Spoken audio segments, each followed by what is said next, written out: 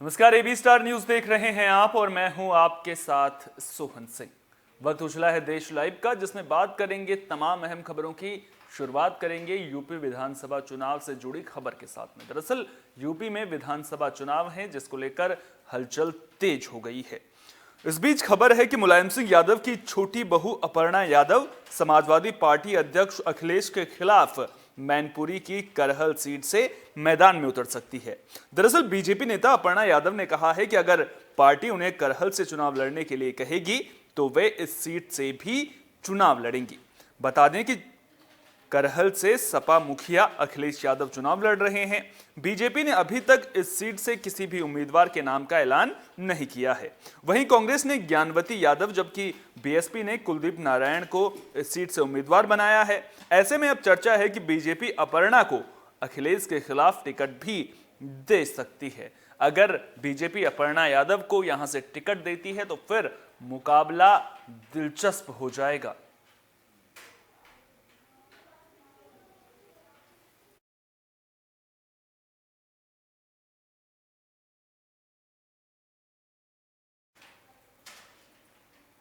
अगली खबर जम्मू कश्मीर से है, जहां सुरक्षा बलों को बड़ी कामयाबी मिली है। 12 घंटे के भीतर सुरक्षा बलों ने 5 आतंकियों को ढेर कर दिया है।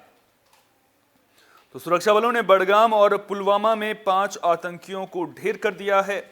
कश्मीर क्षेत्र के आईजीपी विजय कुमार से मिली जानकारी के मुताबिक मुठभेड़ में मारे गए आतंकी लश्कर-ए-तैयबा से जुड़े थे। मारे गए आतंकियों में जैश कमांडर जाहिद वानी और एक पाकिस्तानी आतंकी भी शामिल है। इससे पहले बडगाम और पुलवामा में 2 अलग अलग मुठभेड़ शुरू हुई थी। जानकारी के मुताबिक दक्षिण कश्मीर के पुलवामा के नैरा इलाके में आतंकियों की मौजूदगी की जानकारी मिली थी, जिसके बाद वहां घेराबंदी अभियान चलाया गया था। सुरक्षाकर्मी जब तलाशी ले रहे थे, उसी दौरान छिपे हुए आतंकियों ने उन पर गोलीबारी शुरू कर दी थी, जिसके बाद मुठभेड़ शुरू हो गई थी। वहीं बडगाम के चरारा ए शरीफ इलाके में सुरक्षा बलों और आतंकियों के बीच एक और मुठभेड़ हुई, जिसमें लश्कर-ए-तैयबा से जुड़ा एक आतंकी मारा गया। पुलिस ने मौके से एक AK-56 राइफल और आपत्तिजनक सामग्री बरामद की है। बता दें कि 29 जनवरी को जम्मू कश्मीर के एक पुलिसकर्मी की भी ड्यूटी के दौरान अनंतनाग में आतंकियों ने गोली मारकर हत्या कर दी थी। वहां पर भी लगातार सर्च ऑपरेशन चल रहा है।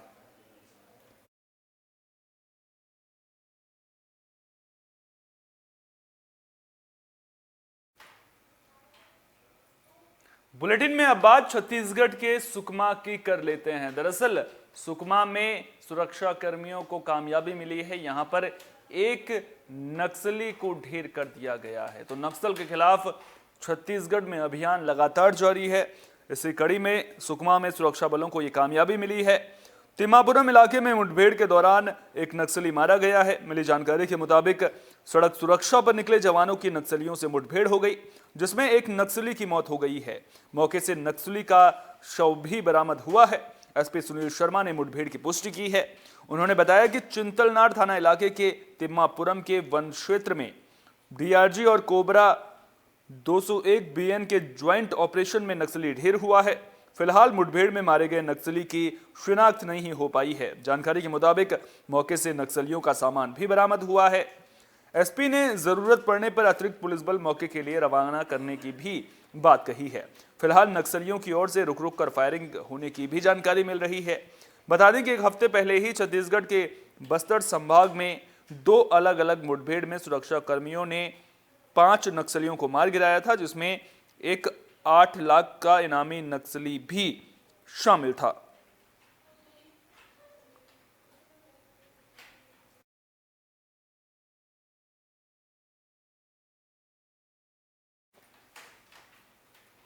बुलेटिन में अब बात कोरोना की भी कर लेते हैं। दरअसल कोरोना के मामलों में एक बार फिर से गिरावट देखने को मिली है।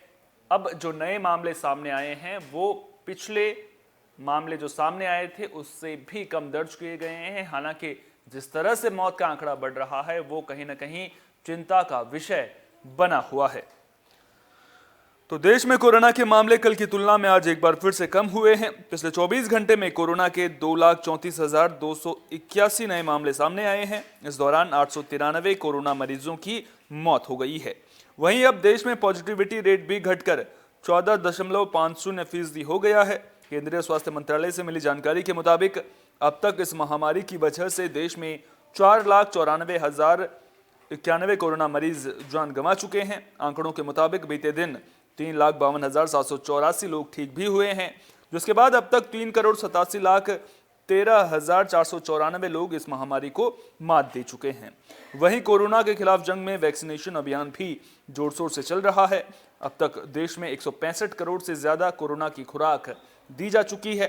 बीते दिन भी 62,22,682 डोज दी गई।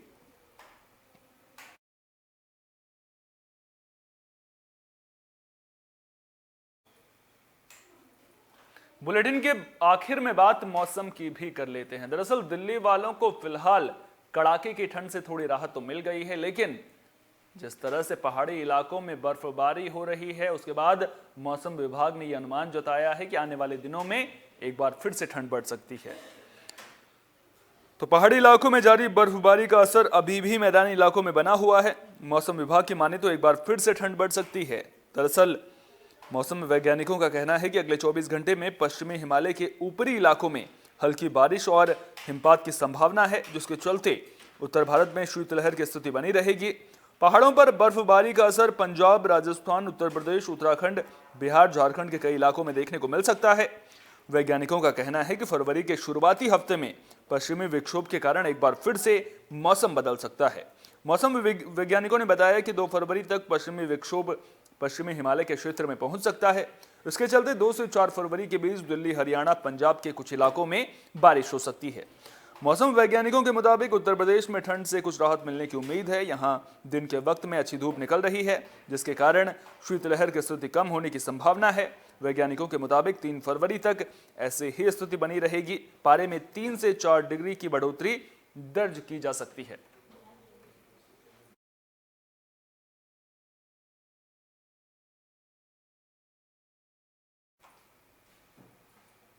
देश लाइव में फिलहाल के लिए इतना ही। देश दुनिया की तमाम अहम खबरों के लिए आप बने रहिए एबी स्टार न्यूज के साथ, क्योंकि यहां पर खबरों का सिलसिला कभी नहीं थमता।